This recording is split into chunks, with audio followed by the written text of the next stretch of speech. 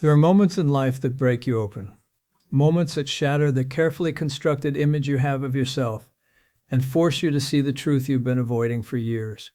For me, that moment came on a Tuesday afternoon in my living room when my son looked me in the eye and said 5 words that changed everything. "You were a terrible father." Not angry, not yelling, just honest, devastatingly, painfully honest. And the worst part, he was right. I'm 94 years old. I've built a career that will outlive me. I've achieved things most men only dream of. But sitting there listening to my grown son finally tell me the truth I'd been too proud to acknowledge, I realized that all of it, every award, every accomplishment, every accolade meant nothing if I'd failed at the one thing that actually mattered. Let me tell you what happened next, because what I did changed our family forever. But first, you need to understand how we got here. My son's name's Kyle. He's 53 now, successful architect, good man, better father to his own children than I ever was to him. And for decades, we maintained this polite distance. Phone calls on birthdays, Christmas visits that felt more like obligations than celebrations, surface-level conversations that never went deeper than weather and work. I told myself it was normal, that men in our family weren't overly emotional, that he understood I'd been busy building a career, providing for the family, that he knew I loved him even if I didn't say it often, or show it often, or ever really. I was building a monument to my own ego out of excuses. The truth is I was barely there. Oh, physically I was present sometimes. I made it to maybe 1 in 10 of his baseball games. I was home for some dinners, though usually late, usually distracted, usually thinking about the next film or the next meeting. I taught him to ride a bike, but I don't remember teaching him much else. I don't remember conversations about his dreams or his fears. I don't remember helping with homework or talking about girls or listening to him play guitar. I remember directing films. I remember scripts and budgets and shooting schedules. I remember my career with crystal clarity. But my son's childhood, it's a blur of missed moments and justified absences. His mother, my first wife, she tried to tell me, "Kyle needs you," she'd say. "He asks about you. He wants to spend time with you." And I'd promised to do better, to be more present, to prioritize family. But there was always another project, always another opportunity, always another reason why this particular moment wasn't the right time to slow down. And Kyle learned to stop asking. That might be the worst part. Not that I wasn't there, but that he eventually stopped hoping I would be. He learned at 8, maybe 9 years old, that Dad's work was more important than he was. He learned to make peace with crumbs of attention. He learned to expect disappointment. What kind of father teaches his son that? For 45 years, we lived in this silent arrangement. Until 3 months ago, when everything fell apart. Kyle called me on a Monday. Said he wanted to come by and talk. Something about his voice made me agree immediately. Though I had meetings scheduled, some instinct told me this was different.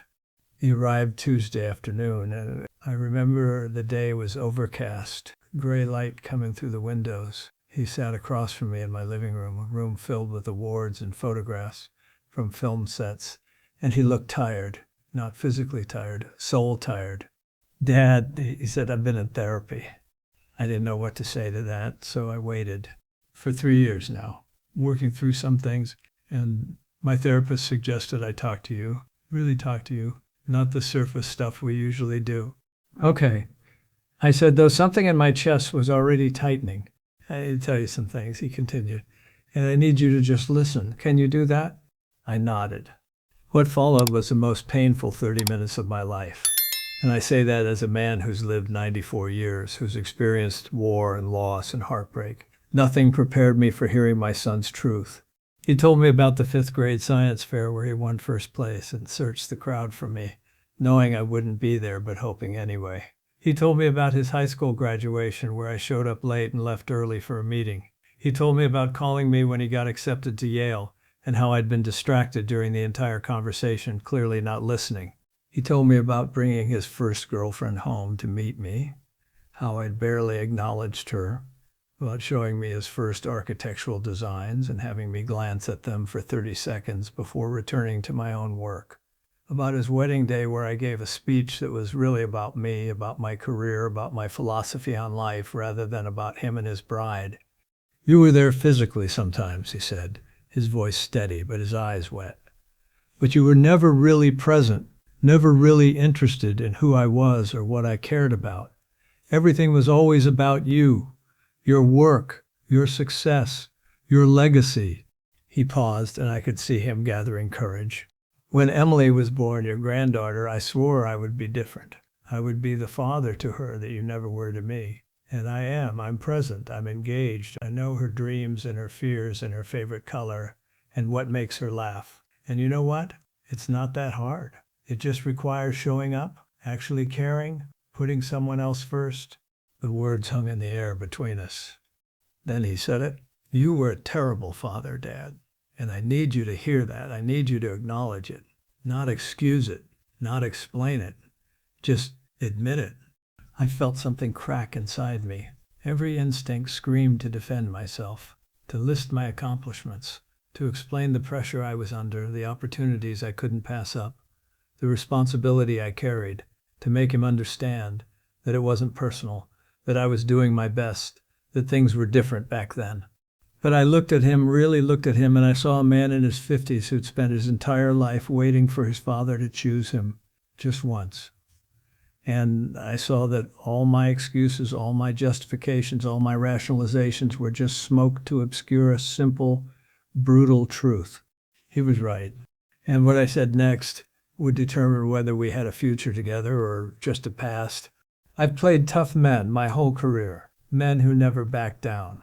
Men who never admitted weakness, men who faced down outlaws and enemies without flinching. But sitting there, facing my son, I realized that real courage wasn't refusing to break. It was allowing yourself to be broken. You're right, I said, and my voice cracked on the words. Kyle's eyes widened. I don't think he expected that. You're absolutely right. I continued. I was a terrible father. I was selfish and absent. And I prioritized my ego over your childhood. And there's no excuse for that. None. The tears came then. I'm not a man who cries easily, but they came. I can't get those years back, I said. I can't go to your 5th grade science fair. I can't show up on time to your graduation. I can't have the conversations we should have had. I missed it. And that's on me. Not the industry, not the culture of the times, not the pressure or the opportunities. Me. I made choices. And I chose wrong. Kyle was crying now, too. I don't know if you can forgive me, I said. I don't know if we can fix this. But I need you to know that I hear you. I see you. And you deserve better. You deserved a father who chose you, who was proud of you, who showed up. We sat there in that gray afternoon light, 2 men crying together, and something shifted. Not fixed, not healed, but shifted. What do you want? Kyle finally asked. Why are you agreeing with me? Dad, you never admit you're wrong about anything. Because I said I'm 94 years old. And I finally understand that being right about everything doesn't matter if you're wrong about the things that count. That conversation was 3 months ago. And what I did next shocked both of us. The next day, I called Kyle and asked him if he'd be willing to meet with me once a week. No agenda, no fixing, just time together. He was skeptical, but he agreed. That first week, we met for coffee. And I did something I'd never done before. I asked him about his life, really asked. Not surface questions, deep ones. About his work, yes, but also about his marriage, his fears, his dreams, what kept him up at night, what he was proud of, what he wished he'd done differently. I listened, actually listened. Not waiting for my turn to talk or to give advice or to redirect the conversation to my own experiences. I just listened. And I learned things about my son I'd never known. That he'd wanted to be a writer before architecture. That he still played guitar, had even written songs. That he struggled with anxiety. That he and his wife had been through a rough patch 2 years ago, but had fought to save their marriage. That he worried he was too strict with Emily sometimes, overcompensating for how absent I'd been. Week 2, I asked if I could meet Emily, my granddaughter. Really meet her, not the awkward birthday visits, not the obligatory holiday dinners, but actually spend time with her She's 12, smart as a whip, loves basketball and reading and has opinions about everything, and she barely knew me. Why would she? I'd been a ghost grandfather, present in name only. Kyle brought her by, and I asked her what she liked to do. She told me about basketball, so I asked if she'd teach me. This 94-year-old man who hasn't touched a basketball in 70 years asked his 12-year-old granddaughter to teach him. We went to the driveway. She showed me how to shoot. I was terrible, of course, but I tried, and she laughed, and I laughed. And Kyle stood there watching with this look on his face I couldn't quite read. Later, he told me he'd never seen me be playful before, never seen me willing to be bad at something, never seen me make a fool of myself for someone else's enjoyment. That's who I needed when I was a kid, he said quietly. Just someone willing to be present, to try. Week 3, I asked Kyle if he'd teach me about architecture, show me his projects, explain what he loved about it, why he chose it, what it meant to him. He brought his portfolio, and for 3 hours I listened to him talk about design philosophy and sustainable building and how spaces can heal people or hurt them. And I saw his passion, his brilliance, his heart. You're incredibly talented, I told him when he finished. He looked at me like I'd spoken a foreign language. I mean it, I said. What you've built, what you're creating, it matters. You're making the world better. I'm proud of you. He was quiet for a long time. Then you've never said that before. I know, I said. I should have said it 1,000 times. I'm sorry it took me this long. By week 6, something remarkable was happening. Kyle started bringing his wife, Sarah, to our meetings. I'd known her for 20 years, but never really talked to her beyond pleasantries. She's a psychologist, brilliant woman, and she'd been watching this transformation with careful hope. What changed? She asked me one day when Kyle stepped out to take a call. I got honest, I said, and I got desperate enough to actually try. She nodded. Do you know what Kyle told me last week? I waited. He said he feels like he's finally getting to know his father at 53, and that it's both heartbreaking and healing at the same time.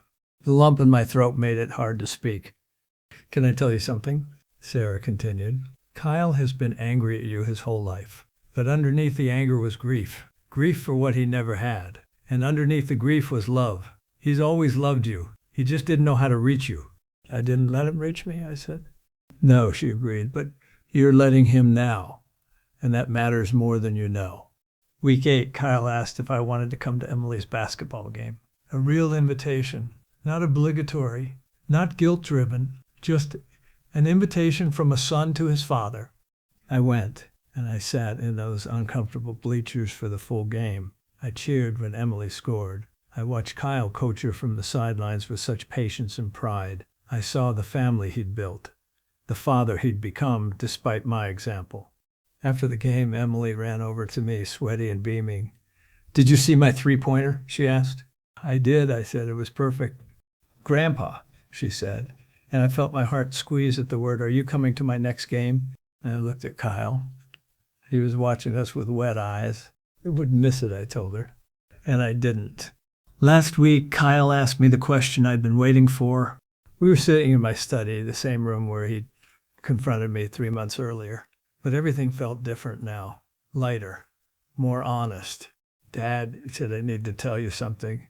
I set down my coffee and gave him my full attention. Something I'd learned to do. Something I should have always done. These past 3 months, he began, they've been, I don't even have words for it. You've shown up.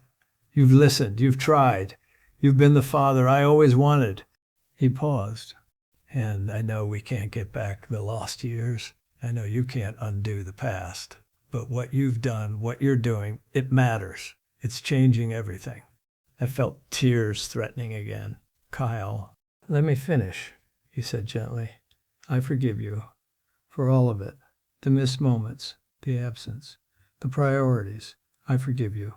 The relief was physical, like a weight I'd been carrying for decades suddenly lifted. But more than that, he continued, I'm grateful, because what you're doing now is teaching me something crucial. You're teaching me that it's never too late to change, that pride can be broken, that real strength is admitting weakness, and that love, real love, is a choice you make every single day. He reached over and gripped my hand. You're 94 years old, Dad. You could have died with this wall between us. You could have let your pride keep you from this, but you didn't. You chose us. Finally, after all these years, you chose us. And that means everything. And then he told me something that broke me completely. Dad, Kyle said, still holding my hand, I need you to know what this has done for me. I've waited. I've spent my whole life trying to be different from you, trying to be the father you weren't. And I am. I'm present with Emily. I'm engaged. I show up. But you know what I realized through therapy? He took a breath. I was also carrying so much anger that I was rigid, controlling. I was so afraid of being absent like you that I was suffocating. I couldn't let Emily make mistakes because I was so desperate to be perfect. And it was hurting her, hurting my marriage, hurting me. I started to speak, but he continued. But watching you these past 3 months, watching you be vulnerable, watching you admit you were wrong, watching you try something new and be terrible at it and laugh about it, it's freed something in me. I don't have to be perfect. I just have to be present and honest and willing to keep trying. He smiled through tears. You've given me permission to be human. And you've shown Emily that even at 94, people can change, can grow, can choose love over pride. That's a legacy worth having. I sat there overwhelmed. All my life, I said slowly, I thought legacy was the films, the awards, the career, the things that would outlast me. I looked at him, but real legacy is this. It's relationships. It's the way we love people. It's whether we choose connection over achievement. It's you and Emily and the family you're building. That's what matters. That was last week. This week, Emily asked if I'd come to her school for Grandparents' Day. She wants to introduce me to her friends, not as Clint Eastwood, the actor, just as her grandpa. And Kyle and I are planning a trip, just the two of us. No agenda, no destination, just time together, making memories, having conversations, choosing each other. I'm 94 years old. I've lived a long life, accomplished a lot, built a career that will be remembered. But none of that compares to this, to having my son look at me with forgiveness in his eyes, to having my granddaughter run to me after her basketball games, to having a second chance at the thing I failed at the first time. You want to know what I learned? Pride will kill every relationship you have if you let it. The need to be right, to never admit fault, to always be strong. It's poison. Real strength is breaking. Real courage is admitting you were wrong. Real love is choosing people over your ego. And it's never too late. I wasted 45 years of relationship with my son because I was too proud to admit I'd failed him. But at 94, I finally got honest, finally got humble, finally got present, and it changed everything. If you have a broken relationship with your kid, your parent, your spouse, your friend, don't wait. Don't let pride keep you from healing. Don't convince yourself it's too late or too hard or too painful. Break. Be honest. Be humble. Show up, because I'm 94 and I just got my son back. And these months with him and Emily, they're worth more than every award I've ever won, every film I've ever made, every achievement I've ever accomplished.